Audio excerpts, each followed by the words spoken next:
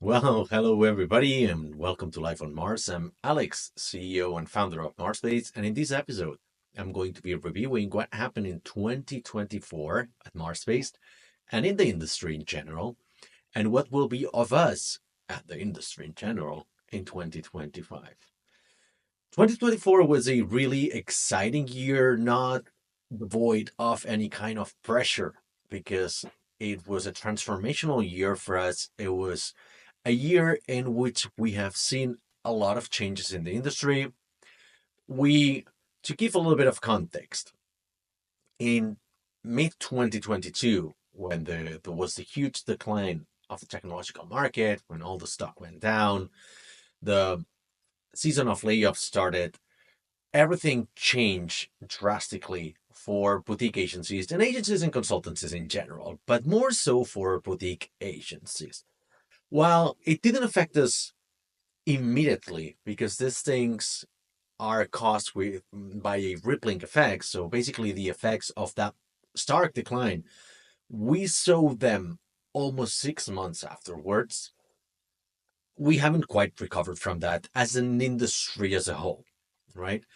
And August 2022, when more or less this was getting crazier, when the roller coaster of technology was on the way down, we did not see any changes coming.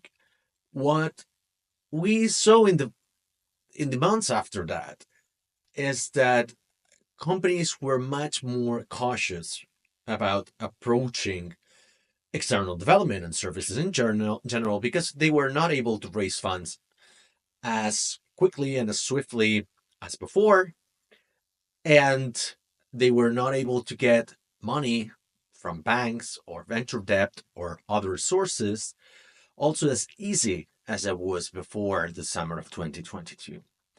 So fast forward 2 years and summer 2024, we were still not recovering from that.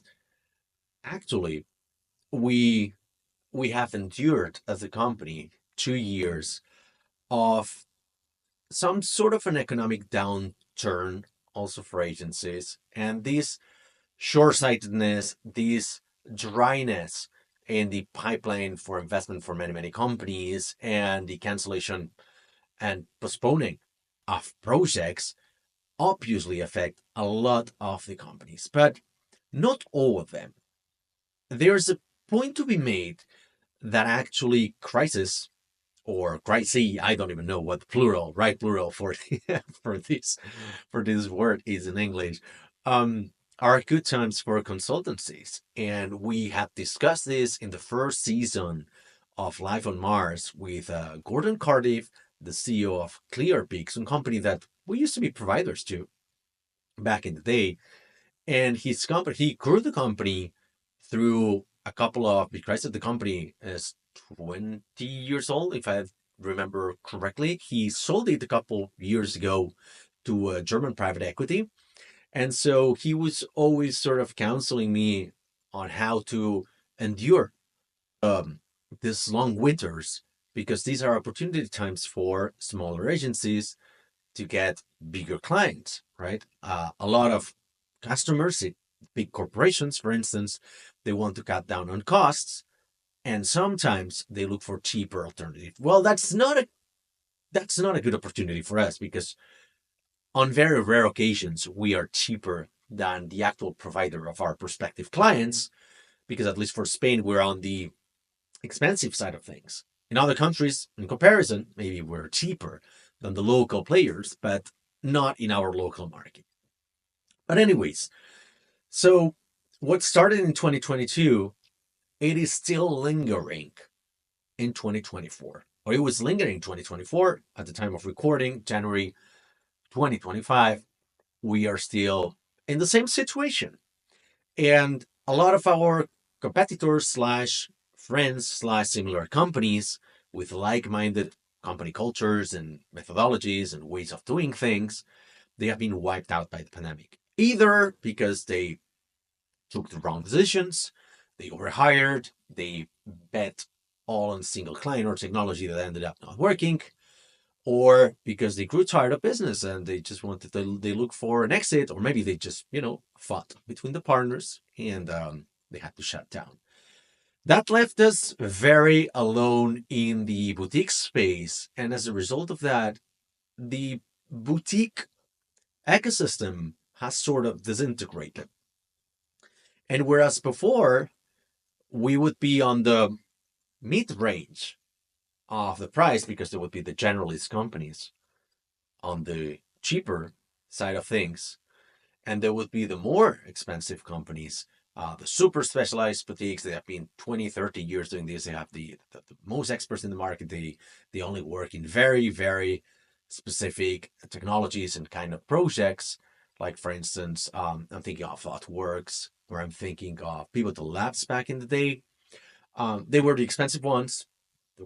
There were on the other side of the spectrum the cheaper ones, and we were sitting in the middle, and therefore we would be in an advantage position to win a lot of the projects, right? Just because a lot of the prospective clients, they discard the companies on the edges of the spectrum, and they focus on the mid ranges. But when all of the players disappear and suddenly we have a situation where players in the middle are not the majority, but the minority, there's a shift in the buying intention especially towards the cheaper side of things, right? And we are discarded with the higher end. Together, we're lumped into this bag of expensive companies, right? And the companies who want to get a better bang for the buck, or they just want to save some money because it's a downturn, there's a crisis out there, they just go for the cheaper companies. And so there's a point to be made, and that if you're able to lower your prices and just act more cheaply, then you have a higher chance of survival in these kind of scenarios. But we didn't want to do that, and we have endured this. We have not only survived, but we have thrived in these trying times, right? In spite of all these things that go against us, these unfavorable winds, we have grown the company. We have managed to close 2024 with an annual revenue of 2.5 million in euros. We grew the team 3 people last year. We have consistently been growing the team 2-3 people for 10 years straight, and growing every year. As a matter of fact, 2024 was a record year for us. We have been hitting record year after record year since probably the 3rd year of the company, something like that, growing at a steady pace of 20 to 35% every year. Completely bootstrapped. For those who don't know us, we're an entirely bootstrapped company, super healthy, growing organically, perhaps more slowly than we should, perhaps more slowly than we could, but we don't know any better. And by doing it this way, we have made it this far. So we know that at least there's a good chance that this was the right decision all along. I wanted to do a little bit of a recap of what happened last year and why we've been so inactive and so intermittent in either social media and communications, podcasts, and whatnot. It's because we've been working projects, right? This whole situation of prospective clients wanting to go for the cheaper side of things, we ended up chopping projects in phases, right? And whereas previously to 2022, we would sign annual retainers, now we're signing multi-phase projects, right?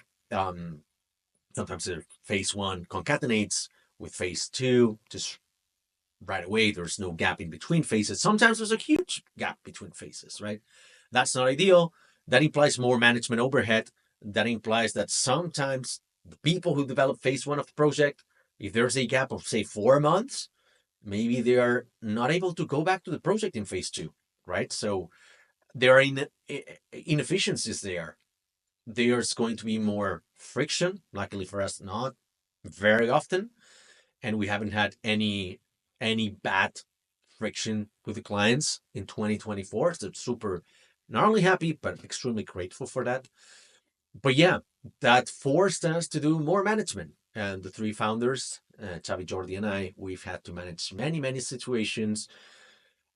We've been hired a project manager 2 years ago, Cristina, to help us with this, and we have upgraded a couple of people in the company to do tech lead. But that's not enough. We're always lacking more management capacity, and so that's why I have had to step in to do some management in the recent years. And as a result of that, the marketing efforts of MarsBased, the projects, like, it's Startup Grind, Startup Digest, the newsletter, the podcast, they've had different fates. I'm going to be going over all of these. So basically, Q1 started pretty badly. We came from having had a situation with a client in which we sort of messed up with an estimate. Client also didn't do the job. So it was more of a 50-50 thing.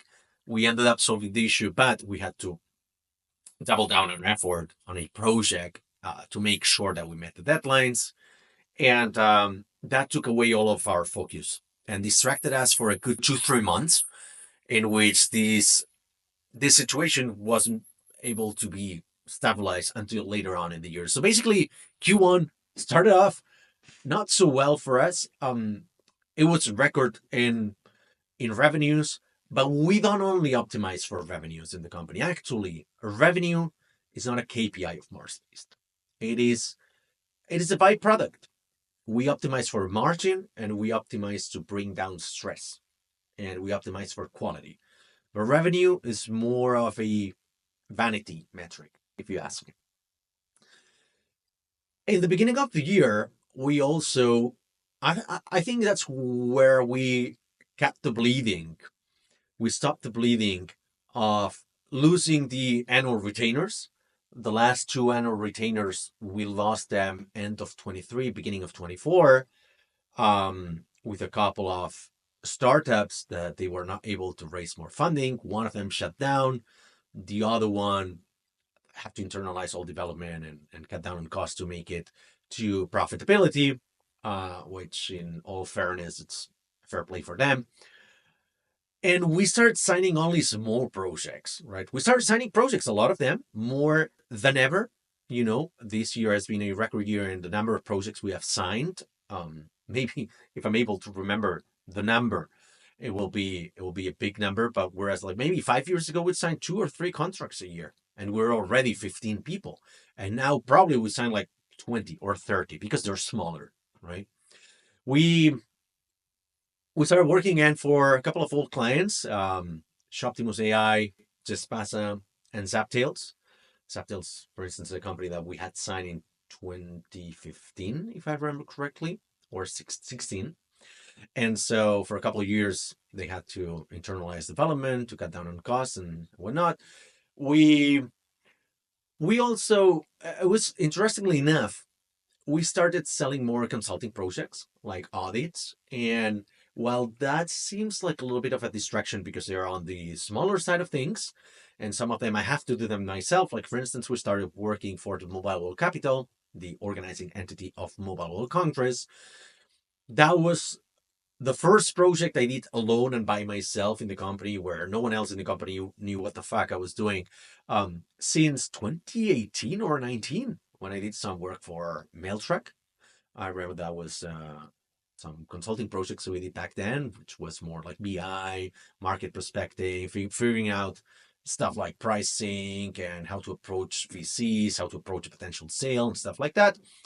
I did a project for MWC, which we conceptualized the Talent Arena, which is the one of the initiatives they have to build a developers conference in Barcelona, attracting top tier speakers to speak in the conference and make the same play they did with 4 years from now, 10 years ago, and to build a huge developments conference or a tech conference in Barcelona within the Mobile World Congress, right? I did that project. It was very fun, went very well. As a matter of fact, we renewed the contract just a month later to do it again for this year.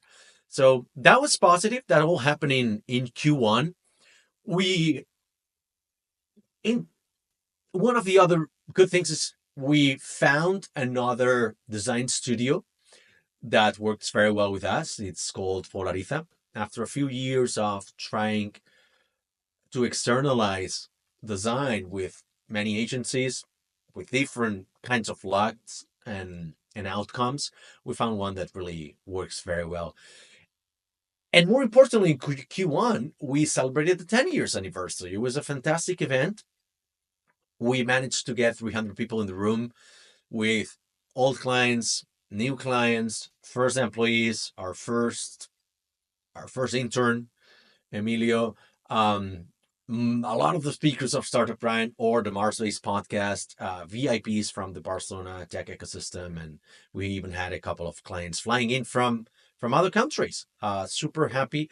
It went very well. It was a fantastic night. I rambled for 90 minutes on stage about everything I had learned about business and life in general, running MarsBased, and it was very emotional. I ended up welling up and almost uh, crying because I had family in the front row. I had the whole MarsBased team there. I had my two co-founders coming on stage, and I was deeply moved. So that was very good. That was a great way to end Q1, but the situation was very uncertain, and we had to learn how to balance sharing too much versus sharing not enough. As transparency is one of our core pillars in our company culture, we we were sort of realizing that for too long we were sharing bad news. We're saying that it's so cold out there, layoff season, companies shutting down, the interest rates going up, and life is becoming more expensive. Salaries might be going down for people in the industry, not for us, but it's not a good time to change companies, or people are not taking as many risks as before. And so it dawned on us that maybe we were bringing down the morale inside the team by being too over communicative in this aspect and in this kind of things, right? And in many ways, that was true. Like, the situation was not getting better after 2 years, and we were starting to lose faith. The three founders were like, this shit is not improving. What is happening? And so we tried to we tried to keep everybody motivated as best as we could.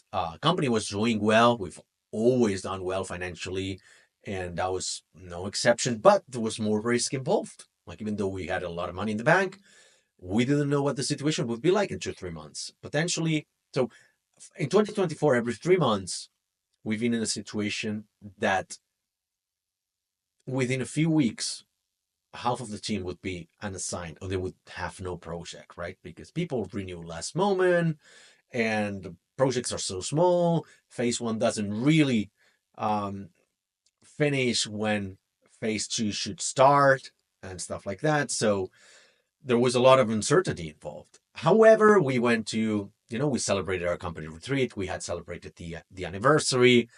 All was well. We we got all the projects under control again. That was good.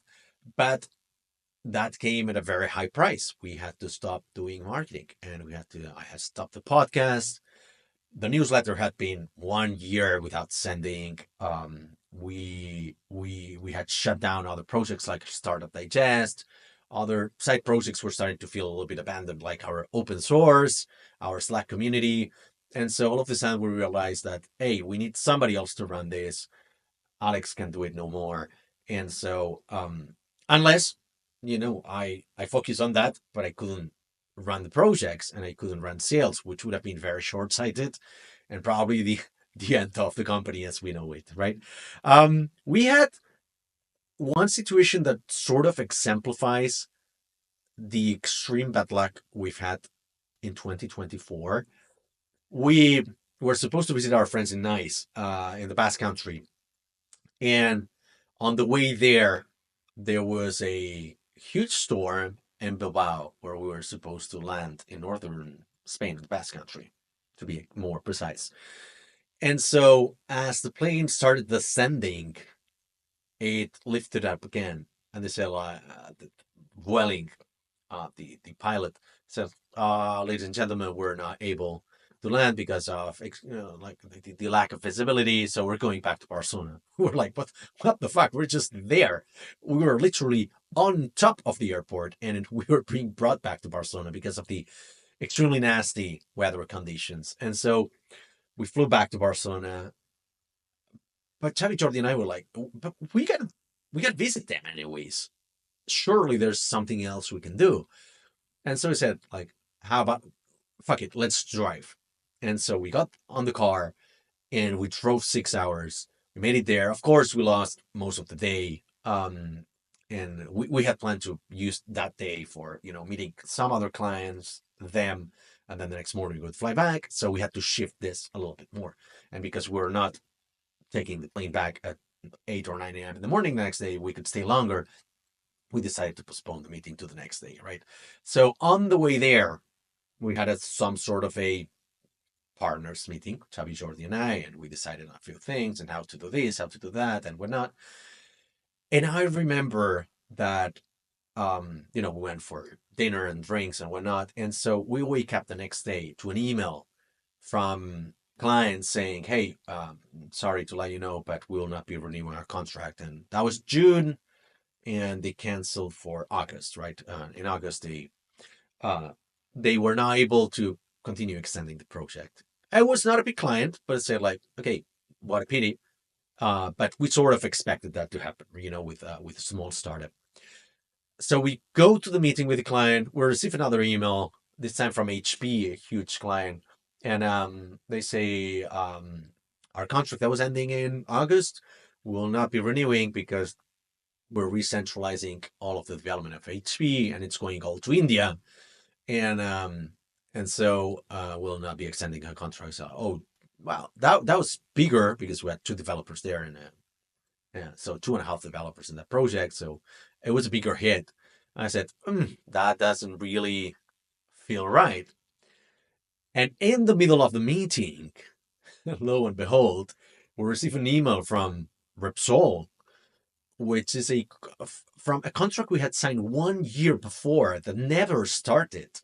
They canceled it out altogether. We sort of expected, we were not counting on that project because, we sign a contract and after a year the project hasn't started, something's not right there.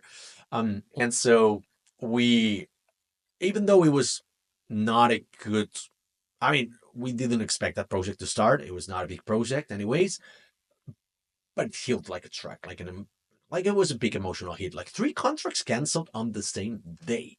That must have been a joke. So we took the meeting with nice, fantastic meeting. We had lunch, and then after lunch, we drive back and we decided to go into, I don't like the terminology of war mode, but we had we had to basically throw away everything we had decided the day before on the way to the Basque Country and repeat the same meeting with Xavi and Jordi and discuss stuff and scenarios and outcomes and what we should do here and there for the months to come. And so, you know some other clients we lost last minute, or some other prospective clients that we lost last minute. And between May and August is always a hard time. It's basically the lowest months for us in sales, and those look pretty harsh, right? Because we're not selling anything. But yeah, so we had to double down on sales. However, not everything was wrong. Not everything was bad. We signed a few contracts. We started working for Moody's. That was not a huge contract, but it's a huge client, right? And that gave us a little bit of hope. We signed a contract with Nieves Energía, an energy company from Spain, to redo their mobile apps, which is a pretty substantial contract. And then a few other like smaller projects, basically bespoke CMSs, marketplaces, and whatnot. And so we signed something that got us through the months of summer, right? But we decided to go a little bit like into savings mode. We started cutting down on expenses. Jordi did a terrific job there. And because we push sales, because we cut expenses at the beginning of Q3, we turned the situation around.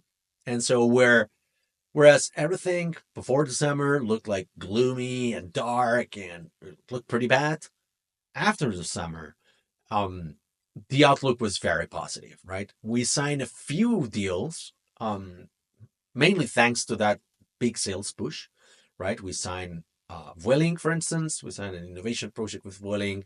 We signed Everesting, which is an e-commerce, and we will be doing more stuff for them. But basically, started off as only as like a marketing pages and e-commerce and whatnot. Trumpo, that is an Andorra company, marketplace for second-hand cars, and HappyScribe, a company that has appeared in the podcast. It's a bootstrap company doing AI, um, built in Ruby on Rails. Who started working for them in the beginning of Q3 of last year. So these turned the situation around. That's when we decided to increase the team. We incorporated a couple people. We signed an audit, tech audit that usually we don't do because we don't have the capacity, but we start doing these kind of projects as well. So we're reactivating hiring. We reactivated some of the marketing initiatives, and even we even got some developers writing blog posts for MarsBased for the first time in 10 years. But I'm not gonna go into that. But yeah, so basically we changed the narrative of it's cold out there, like the prospect is not good, the future is terrible, to, well, it could actually be a very good year for us, and we have turned the situation around, right? It's funny how you go from one to the other in just a matter of a few weeks, but it shows that when you do the work, it actually comes back manifold, right? We started optimizing as well some stuff in the company, like how to be more effective in internal processes. We realized that we were losing a lot of opportunities because we were very slow in the process of taking requirements, building a proposal and sending to the client, right? And so we decided to double down on that, and we came up with pretty good strategy that we're going to share in another episode, just so we don't extend this one for too long, right? We I don't like admitting this in public, but we signed a couple of WordPress projects. Not that we love WordPress, but it's not that you do what you got to do. Is they were part of something else, right? One of them was a Shopify project that they also had a WordPress. And so, okay, why not? And the other one was somebody who really, really wanted to work with us. And after having analyzed it, because we had analyzed WordPress as an option to build the website we launched last year. And so we felt confident we could do that project. And turns out we signed a pretty substantial deal. And so we're working with WordPress nowadays. As we speak, WordPress projects are being built.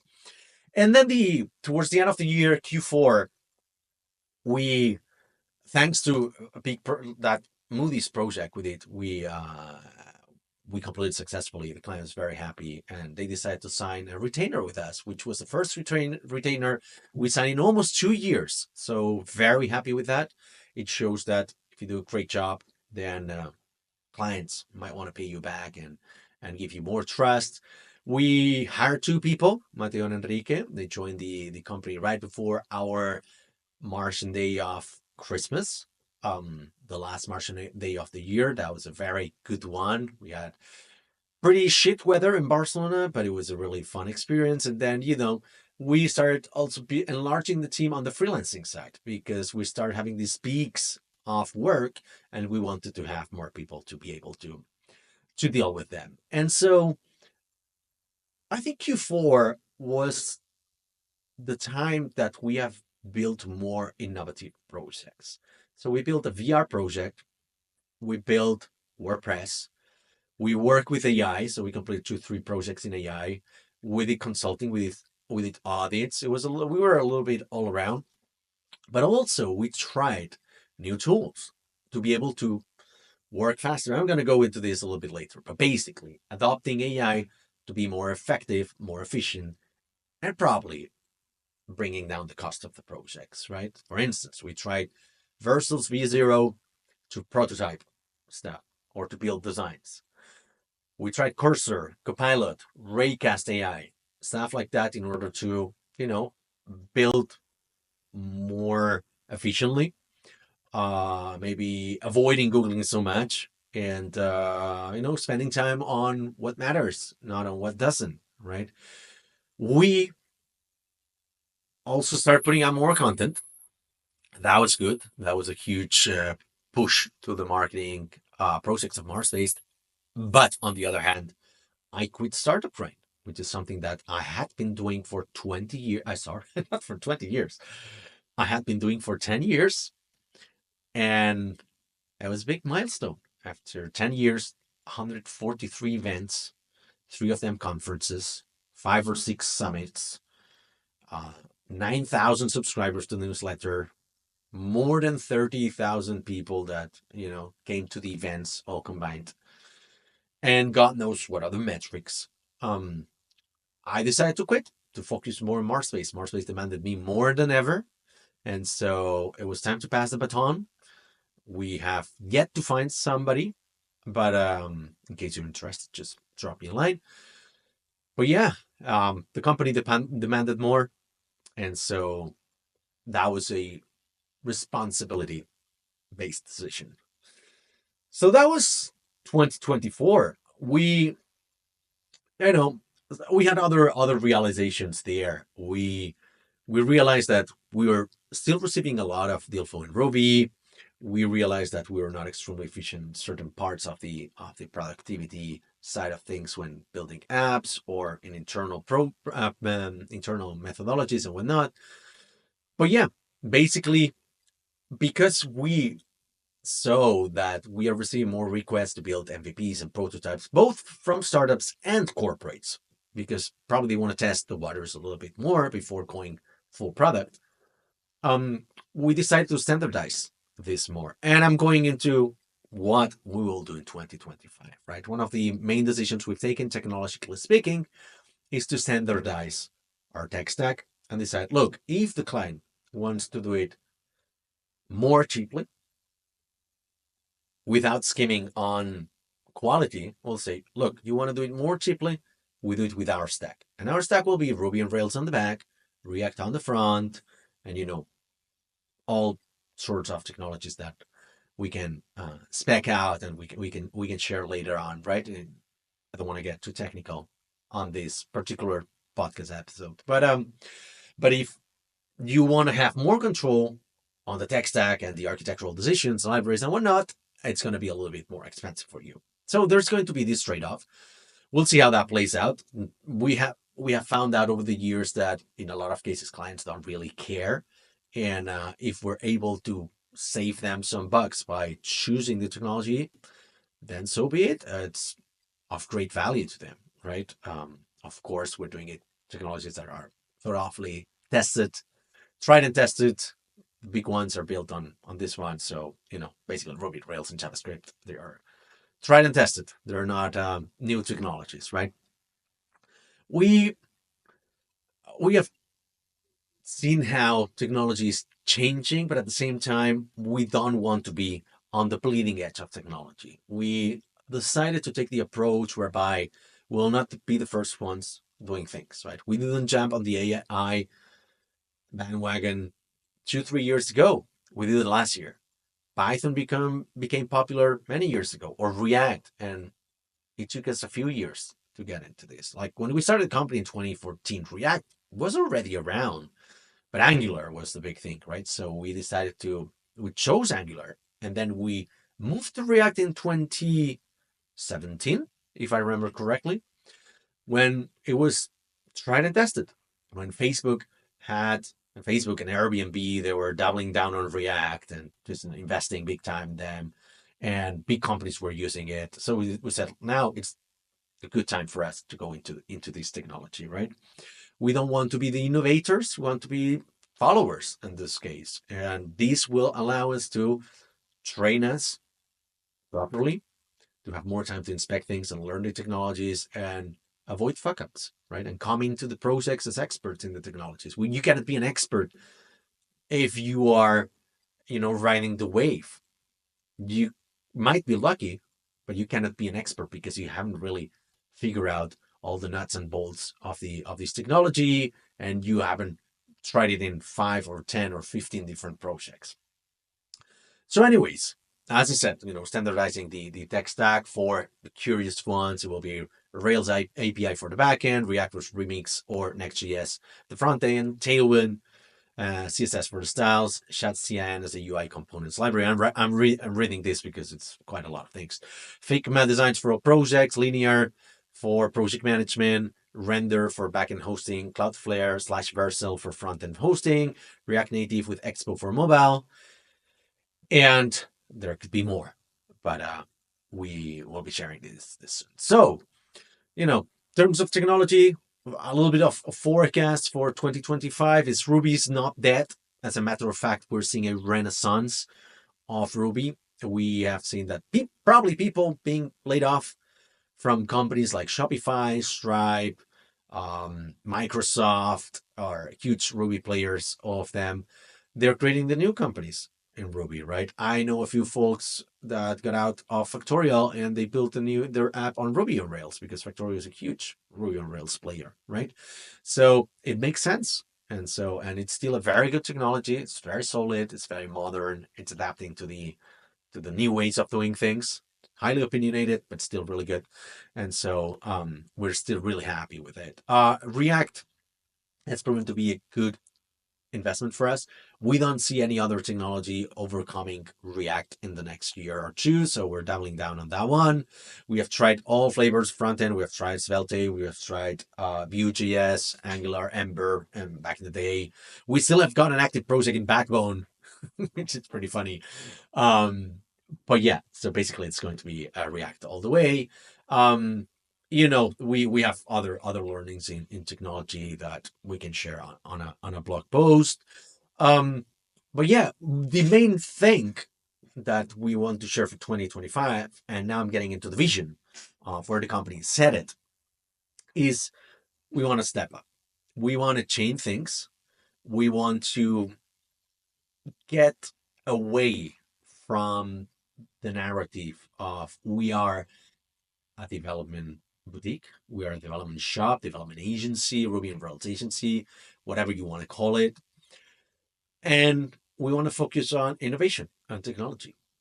We want to appeal to bigger clients, or to put it another way, we don't want people to filter the projects before they arrive to us. If we focus so much on technology, like with the Ruby on Rails, JavaScript, Python, somebody who has got an idea for a project and comes to our website will be like, "Oh, I think the best technology for this is like a mobile app, and these guys don't do mobile, or I've been advised to do this in Java. These guys cannot help me, so therefore I will not approach them." Right? Maybe that project doesn't really require Java. Maybe that mobile app is not a mobile app. Maybe it's like a progressive web app, or maybe it's a web app altogether. Maybe it's a desktop app, right? So we want to do that filtering for you. That's why we're getting away. We're probably like putting down, like lowering the position of the technologies and the ranking on the website in favor of technology, innovation, product. We're still figuring it out, right? So we're not becoming a generalist, but what we have learned is that over the course of these 10, almost 11 years now, we have been overly cautious and extremely conservative when it comes to technology, and pretty much everything that hasn't quite fitted our tech stack, we have said no to. We even before we did React, if a React opportunity came around, we'd say no, even though it was, the jump from Angular to React wasn't very big, but we just didn't want to do it because we wanted to make sure that we fucking nail it. But in a couple of occasions, we were forced to use another technology, either by the client or because we were really good with the client, good friends with the client, and we said, okay, we'll split the risk, right?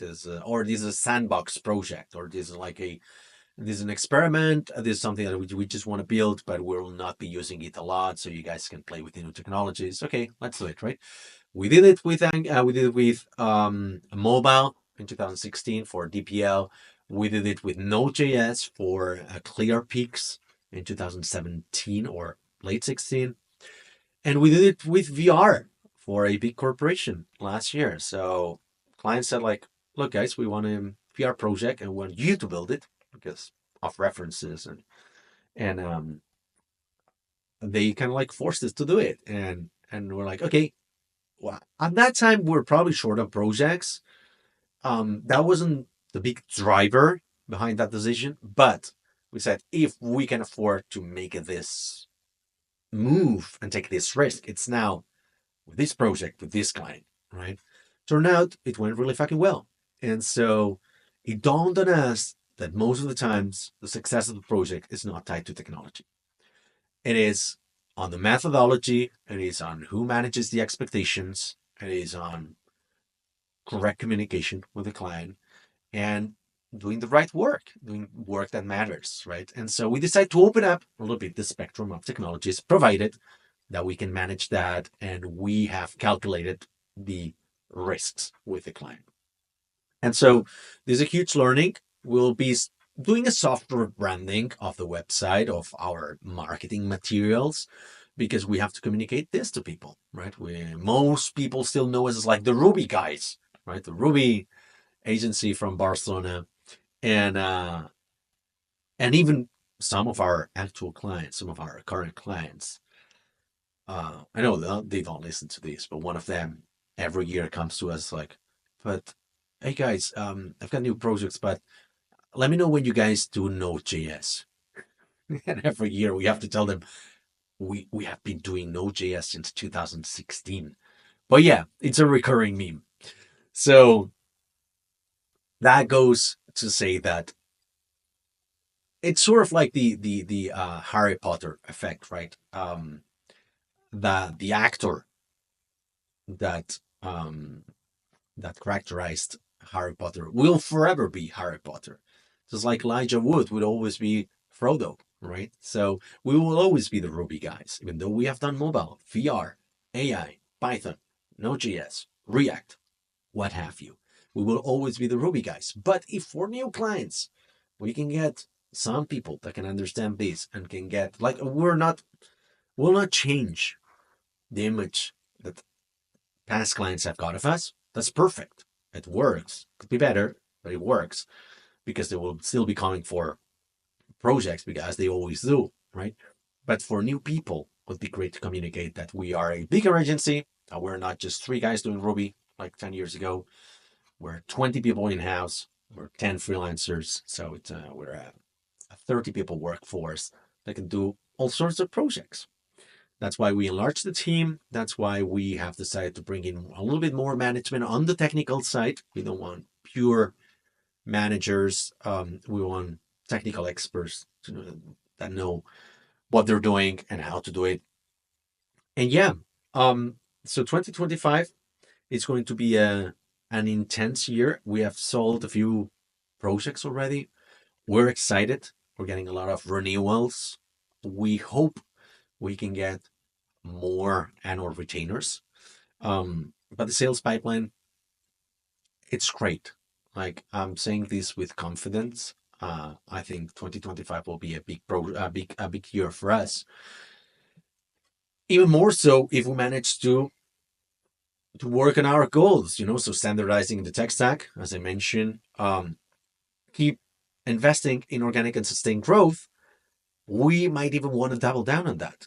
Up until now, we have hired 2, 3 people a year. This year, we want to hire 5, right? Including a marketing person, right? So that's another thing. We step up in marketing and sales, and to do that, we have to bring in somebody else because I cannot take care of everything. I cannot take care of sales and marketing at the same time, as I used to do up until now. Now the company's bigger, requires more people to work in these departments.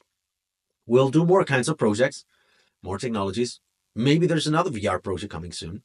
Definitely there's more Python that we're signing, more audits, more consulting projects, more innovation projects where we have to figure out the technology as we go in a discovery phase for big clients doing corporate innovation and corporate venturing.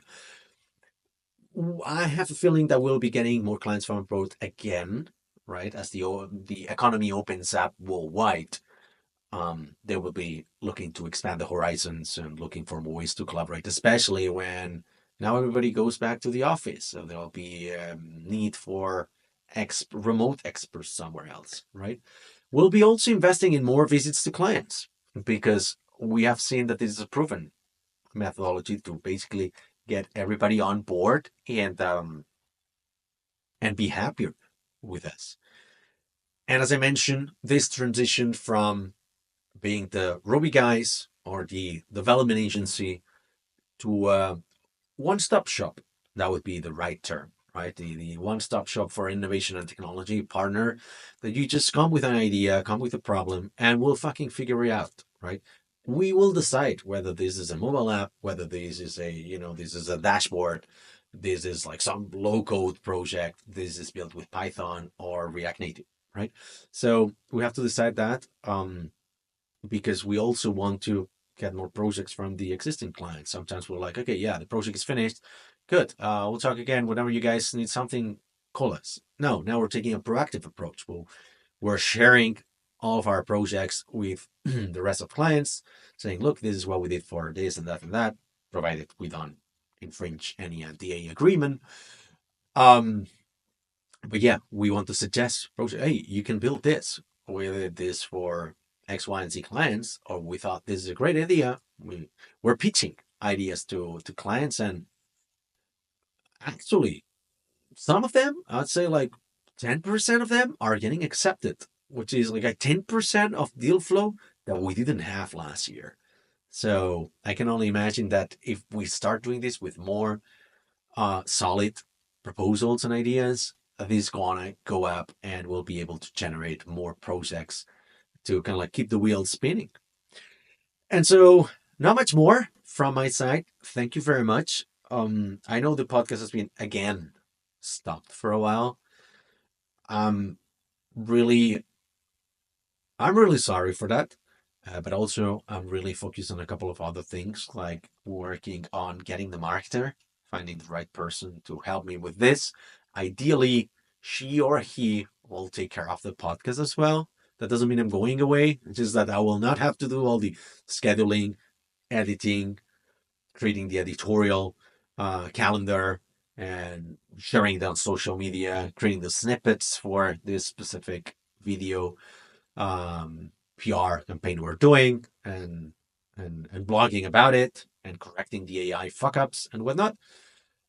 And the Corporate Innovation Summit. That's right. That's we're going back to events because we know events are a big thing at MarsBased, and we have a soft spot for them after having oxygenated from not doing Startup Brain since summer. I felt like we should be going back to events, and we signed a couple of sponsorships for a Corporate Innovation Summit, the fourth edition of this event that we have been doing for a few years now. During the week of Mobile World Congress, March 4th, CIOs, heads of innovation, corporate venturing, and other interesting individuals, they will be joining us for an evening of a couple panels about AI and maybe quantum computing, if I'm not mistaken, and great networking and the best catering in town. So if you're interested, check out our blog, should be there, our social media where we have announced it. And that's it from my end. No question of the day, no question of the week. Thank you for your patience. Thank you for your support. If you made it this far, let me know on Twitter. I'll be forever grateful. And if you got ideas for projects, we got ideas for content for the podcast. If you got ideas for improvement, if there's something we can do to help you or your business, let us know. And that's it from my side. Logging off. Thank you very much. Peace.